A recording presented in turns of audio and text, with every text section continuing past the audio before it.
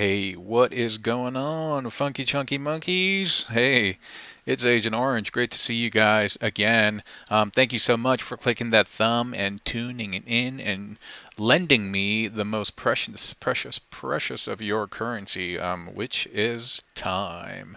Yeah, and thank you so much for that. I spend my time building these toys for me and for you, and you grace me with your time by watching, commenting, and hopefully liking and subscribing. Yeah, I hope the camera can pick this up well enough because this is a funky little build in front of us. And yo, it is one Wingfinger plus one Transmutate, or Paleotrex if you like. I just chose to go with the Transmutate because I've been having fun playing with a lot of the new colored builds. It's just like having, I don't know, different sweaters, different shoes, even though they kind of fit the same and you use them for the same reason. It's yeah, it's neat. It's neat having lots of different colors and keeping it diverse. You know what I'm saying? In more ways than one. You know what I'm saying? Feel me though? Sorry if you're hearing the noise outside. There is some massive construction stuff happening, and hopefully this microphone is keeping things in check, and you can only hear my voice. Anyway, yeah, again, so really glad and happy to see you guys, and especially after my long break and things like that. Yeah, so let me kind of wax poetic and talk about this build a little bit. Some of you have asked me like, hey, how do you go about making your builds? And I've said that like, oh, sometimes I do color coordination, sometimes I do it by lore. A lot of times I do it by color coordination, and I try to get lore in there as well. And sometimes I just do stuff because I feel like it looks cool. And typically when I start, I like focusing on the legs because it provides like a firm foundation. And this guy doesn't really have legs. He just has this like serpenty tail over there.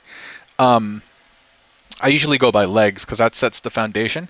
But this one, I decided to do something different, and I decided to focus on the arm first. I really, really, really like the way the arm looks.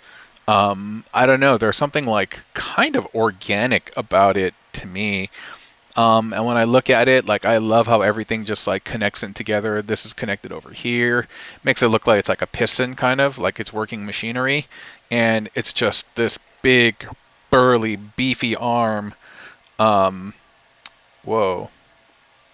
I think my camera's about to turn off. So we'll just have to make two videos. Bop, bop. Okay, I'm back. Sorry about that. I generally don't like, I like doing things in one take, but yeah, what can I do? Ran out of space in the memory card. I should have been a little bit more cognizant, a little bit more careful and aware of that. But I think I left off basically talking about that I wanted to focus on making the arm first versus the legs. So I poured all of my concentration into building these like this big old beefy bulky bicep of an arm. If you've ever played Samurai Showdown 2, which is an old game, I actually was channeling Nine Seeger. His last name, his full name is really long. It's like Nineheart Seegar or something like. And the Japanese version, they're like Nine Hango Seegar or however they pronounced it. But he has this one huge arm, like one of those. I think it's a robber crab or fiddler crab, one of those guys. And basically, I modeled it after that. But I think he looks great. And in his other arm, he's like he has a little maraca of death with transmutates. Oh, his sad-looking face, jeez. And then in the back, yeah, like I said, we have this big gnarly like tail thing over here. He reminds me of if you're familiar with old school GI Joe Globulus, the guys from Cobra La. You remember Cobra La? Cobra La, la, la, la, la, la, la, la. Those guys are crazy. I remember their battle cry used to give me nightmares and stuff when I was a kid, dude. Um, anyway, I'm gonna go ahead and show you how to break them down, and it's I say this all the time, not all the time, but most of the time, it's super duper easy, and for the most part, it is. Yeah. This over here, you can tell, is the blade, the axe blade of the Paleotrex Transmutate figure, and it's just plugged into the dino skull. And then the dino skull, the little port that's by where the neck is, you have the peg from the Wingfinger dino head plugged in, and the Wingfinger combiner head is moved to the side. And this bit, which is the top of the tail, you twist that little top portion, the one with the peg, so that it can plug into the port on the back of the dino head, and then the little plug that extends back here, you plug that into the port in the wing dino skull, and dude, you got yourself a beefy old arm.